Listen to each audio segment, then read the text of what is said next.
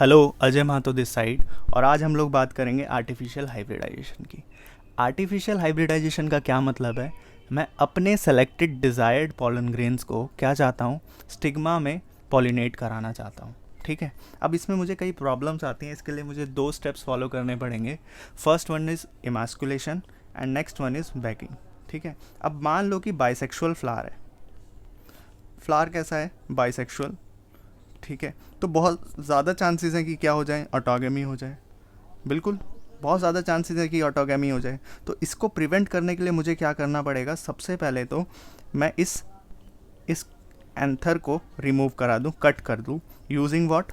Forcep. And the process is known as emasculation. ठीक है। तो removal of anther in case of bisexual flower, ध्यान रखना, in case of bisexual flower मैं क्या करता हूँ, रिमूव करा देता हूँ एंथर को using forcep, that's all, and the process is known as emasculation. Clear? Bagging में क्या होता है? बैगिंग में क्या किया, फॉर एग्जाम्पल अब फ्लावर है ये, फॉर एग्जाम्पल बाइसेक्सुअल फ्लावर ही है, इसके पास एंथर भी था और इसके पास आप देखते हो स्टिग्मा यानी कि आप देखते हो पिस्टिल भी था। ठीक है।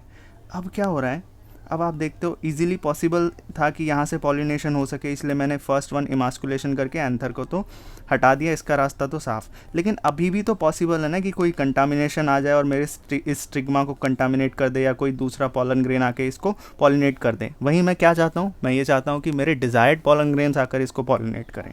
तो इसके लिए मुझे क्या करना पड़ेगा, इसको कवर करना पड़ेगा। क्या करना पड़ेगा? इस स्टिग्मा को कवर करना पड़ेगा जब तक मैं वो पॉलन ग्रेन से इसे पॉलिनेट नहीं कर देता। ठीक है। उसके बाद भी मैं क्या कवर कर दूंगा, पॉलिनेशन करने के बाद भी मैं क्या कर दूंगा, कवर कर दूंगा, यूजिंग व्हाट? Butter paper. ठीक है। तो covering of stigma to prevent contamination of stigma by unwanted pollens using butter paper is known as bagging. समझ रहे हो? अब एक क्वेश्चन है मेरा आप लोगों से। अब मान लो अगर फ्लावर यूनिसेक्सुअल है, ध्यान से सुनना, अगर फ्लावर ही यूनिसेक्सुअल है तो क्या मुझे इमास्कुलेशन करने की ज़रूरत पड़ेगी?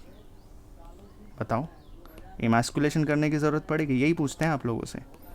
तो आप बोलोगे नहीं, इमास्कुलेशन तो तब हम कर रहे थे ना जब बाइसेक्सुअल फ्लावर है और चांसेस हैं ऑटोगेमी की। अब फ्लावर ही अगर यूनिसेक्सुअल है, इसके पास सिर्फ स्टिग्मा है, तो क्या ज़रूरत है इमास्कुलेशन की?